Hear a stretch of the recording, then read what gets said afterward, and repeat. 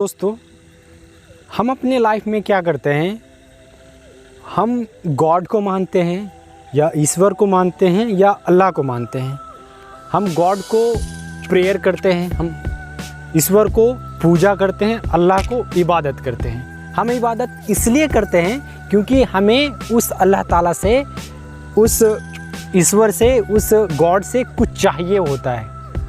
लेकिन गॉड जो है जो हमें चाहिए वो हमें डायरेक्ट नहीं देता है, वो इनडायरेक्ट देता है, वो किसी के द्वारा भिजवाता है।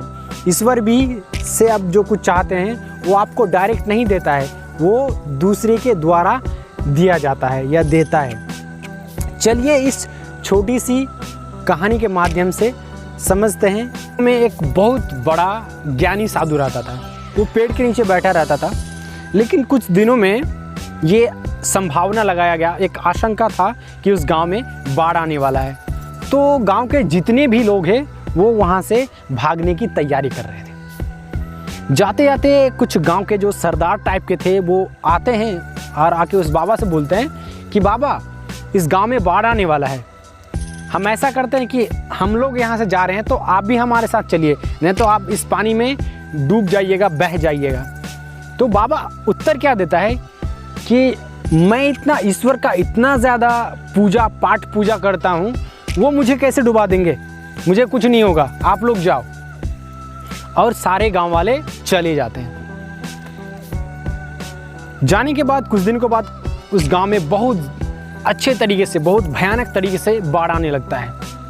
आके जिस जगह पे साधु बैठा हुआ था वहाँ पे भी पानी भर जाता है। कुछ दिनों में क्या होता है, साधु के सर के ऊपर से पानी चलना स्टार्ट हो जाता है।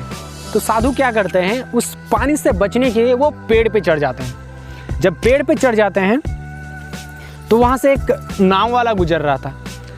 नाव वाला उस साधु से पूछता है कि बाबा, आप डूब जाओगे, एक काम करो, ये इस गांव का आखिरी नाव है, आप इसमें बैठ जाओ तो बच जाओगे।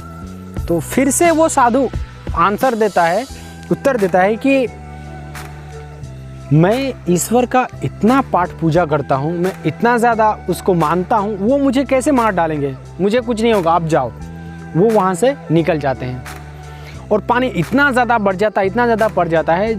साधु क्या करता है, उस पेड़ का जो है सबसे टॉप फ्लोर में, जो सबसे ऊंची डाली होती है, वहाँ पे जाके बैठ जाता है। वहाँ से एक हेलीकॉप्टर गुजर रहा था। तो हेलीकॉप्टर में जो कुछ लोग थे, उसमें से एक बंदे बोलते हैं कि बाबा, आप जिस तरीके से पानी बह रहा है, मुझे लग रहा है कि ये पेड़ जो है ना टूट के गिर जाएगा। आप अगर बचना चाहते हो तो मैं रस्सी फेंक रहा हूँ, उस रस्सी को पकड़ के आप हेलीकॉप्टर में चढ़ जाओ। तो फिर से वो बाबा उसको उत्तर देते हैं कि मैं ईश्वर का इतना बड़ा भक्त हूँ, इतना बड़ा पुजारी हूँ, वो मुझे कैसे मार डालेंगे? मुझे कुछ नहीं होगा, आप जाओ। वो हेलीकॉप्टर वाले वहाँ से निकल जाते हैं। कुछ देर में क्या होता है, इतना ज़्यादा तूफान आता है और बाढ़ तो था ही, वो पेड़ धड़ाम से पानी में गिर जाता है। गिरने के बाद उस साधु की मौत हो जाती है। जब वो साधु ऊपर जाता है, जाके यमराज से पूछता है कि ईश्वर, मैंने आपका इतना ज़्यादा गुण गाया, मैंने रात दिन अपनी ज़िंदगी आप पे निछावर कर दिया, लेकिन आपने मैं जब परेशानी में था तो आपने मुझे नहीं बचाया। तो यमराज उसको बोलता है कि ए मूर्ख, तुम्हें समझना चाहिए, मैंने तुम्हें 3 बार मौके दिए। सबसे पहले गांव वाले के रूप में, दूसरी बार नाव वाले के रूप में, तीसरी बार हेलीकॉप्टर वाले के रूप में।